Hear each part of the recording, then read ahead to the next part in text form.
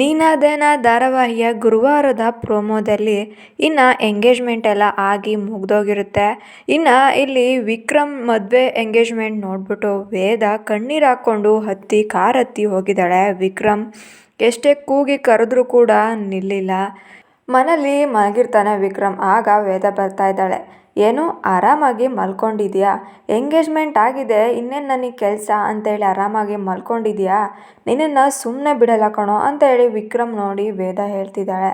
ಅದಕ್ಕೆ ವಿಕ್ರಮ್ ಬೆತಾಳ, ನೀನೇನೆ ಇಲ್ಲಿಗೆ ಬಂದಿದ್ಯಾ, ಅದು ಈ ಟೈಮಲ್ಲಿ ಅಂತ ಹೇಳಿ ವಿಕ್ರಮ್ ಕೇಳ್ತಾ ಇದ್ದಾರೆ. ಇನ್ಯಾವ ಟೈಮಲ್ಲಿ ಬರಬೇಕಾಗಿತ್ತು, ಅವಳ ಜೊತೆ ಮದುವೆ ಆದಮೇಲೆ ಬರಬೇಕಾಗಿತ್ತಾ ಅಂತ ಹೇಳಿ ವೇದ ಕೇಳ್ತಾ ಇದ್ದಾಳೆ. ನೋಡು, ನಾನು ಹೇಳೋ ಮಾತನ್ನ ಕರೆಕ್ಟಾಗಿ ಕೇಳ್ಕೊ. ಈಗ ನಾಳೆ ಬೆಳಗ್ಗೆ ಆದ ತಕ್ಷಣ ನೀನು ಸೀದಾ ಸಾಕ್ಷಿ ಮನೆಗೆ ಹೋಗಬೇಕು. ಹೋಗಿ ನನಗೆ ಈ ಮದುವೆ ಇಷ್ಟ ಇಲ್ಲ, ಈ ಎಂಗೇಜ್ಮೆಂಟು ಕ್ಯಾನ್ಸಲು, ಈ ಮದುವೆನೂ ಕ್ಯಾನ್ಸಲು ಅಂತ ಹೇಳಿ ರಿಂಗ್ನ ಅಲ್ಲೇ ಎಸ್ದು ಬರಬೇಕು. ಈಗ ಮಾಡಿದ್ರೇ ಸರಿ, ಇಲ್ದಿದ್ರೆ ಕೊಂದಾಕ್ಬಿಡ್ತೀನಿ ನಿನ್ನ ಅಂತ ಹೇಳಿ ವಿಕ್ರಮ್ ಸ್ಟೈಲಲ್ಲಿ ವಿಕ್ರಮ್ ಮಾತನ್ನ ವೇದ ಹೇಳ್ತಿದ್ದಾಳೆ.